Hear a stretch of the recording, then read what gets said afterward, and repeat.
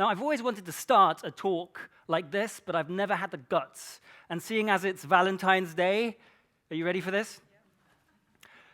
Ladies and gentlemen, did you know that storytelling can do wonders for your love life? It's true. According to the scientific journal Nature, and I quote, "Skilled storytellers are preferred partners." Now, of course, this study wasn't just about procreation, it was about cooperation, about engagement and persuasion of all kinds. And in the oversaturated marketplace of information, how do most people drive engagement? We're all so desperate to drive engagement for our content and persuasion for our cause. And in typical business communications, what do? Give them the arguments, right? Now, data and statistics are good, as we heard from Scott, with some brilliant storytelling, by the way, Scott.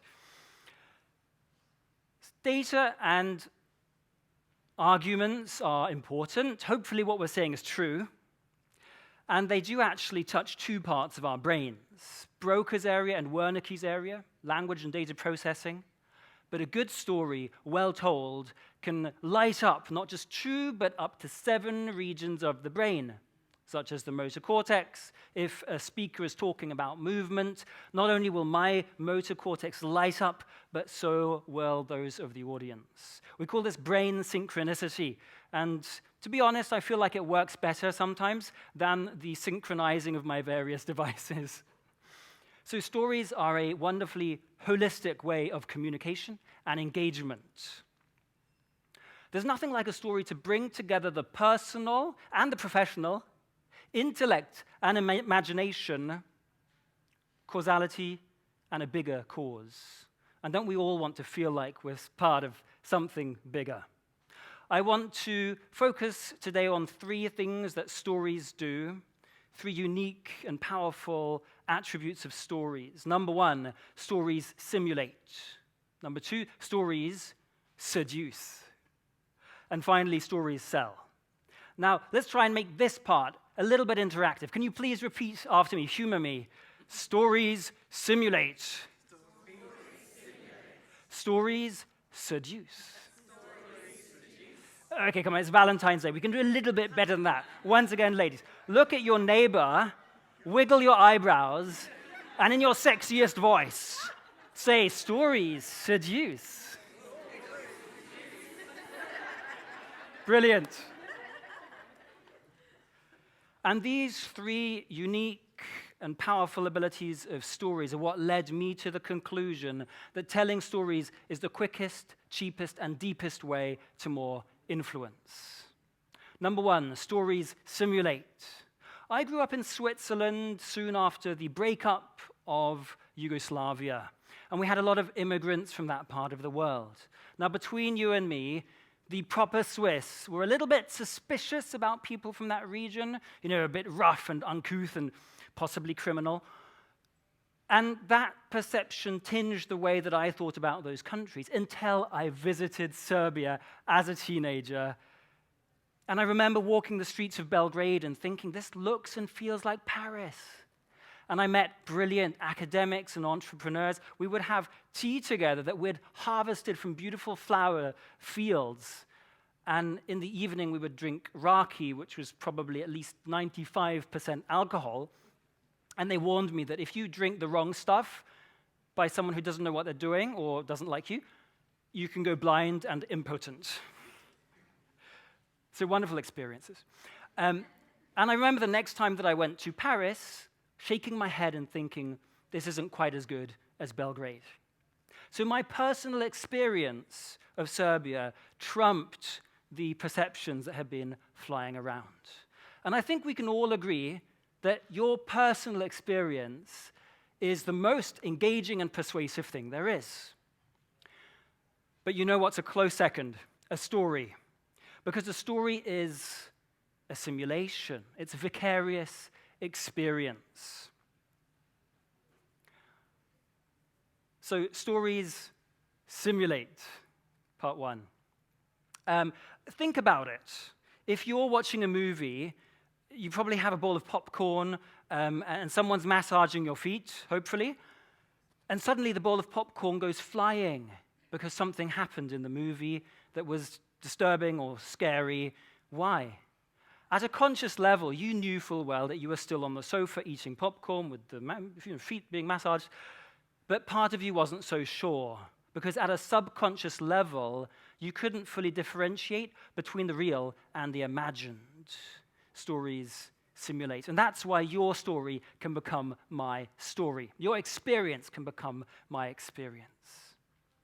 Stories seduce.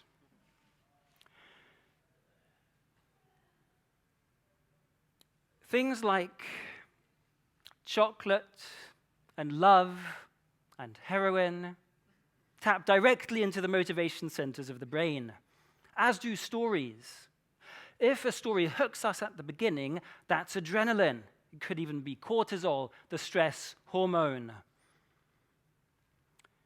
Something a little more nice, if you want to keep listening to that story, that's dopamine. Yes, the same thing that has us pointlessly scrolling our social media feeds against our will. If we care about what happens to someone in a story, that's oxytocin, the bonding hormone. And that's something incredibly intimate and powerful because it's what nursing mothers and their babies create. And oxytocin, the bonding hormone, is also present when lovers get intimate. Stories simulate, stories seduce. All right, enough mushy stuff. Stories sell, right? We're all in sales. We have to sell an idea, a product, ourselves, to a partner. Now, here's the thing. People don't buy the best product, which is why some of you may still be single. People don't engage necessarily with the best ideas. We engage with what we understand and what resonates with us. My wife and I were recently walking through a Christmas market in Switzerland, where I live, and it was beautiful. Lights, stalls, glue wine, the whole shebang.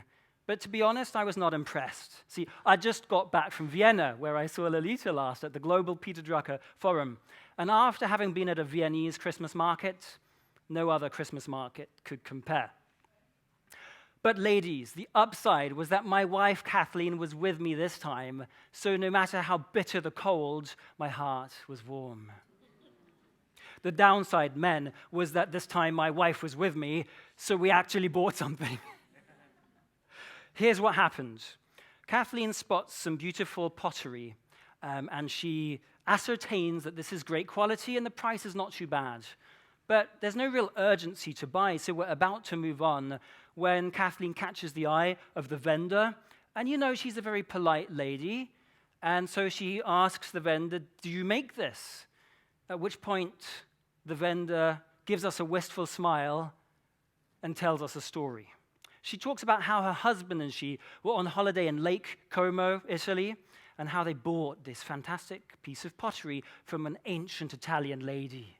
And they treasured this piece of pottery for 14 years until one day it broke. So they try to look for a replacement for this beautiful platter. They go through all the shops, they go to the markets, but nowhere can they find something that will fill the hole on the shelf or in this lady's heart, left behind by this shattered piece of pottery. It gets so bad that they actually end up going on holiday back to Lake Como, simply in the hope of finding this ancient lady. And it was a dim hope because, well, last time they'd seen her, she'd looked about 90 years old, and that was 14 years ago. But she's still alive, selling her pottery, so they buy immediately a replacement, and then they look at each other and they think, this lady might not be around for much longer, and she makes this stuff herself. It's great quality, it's reasonable. Honey, why don't we start importing this stuff? As this lady shares her story, her journey of treasuring this piece of pottery, we were doing the same thing. So when she came to the conclusion that this was fantastic value and worth traveling abroad for, guess what happened? Yup, immediate impulse purchase. Facts tell, data tells. Stories sell. I call this technique transferable perceived value. You all have things you're passionate about, a project, a product, a person, something that needs buy-in, and maybe other people are not perceiving the value as you do.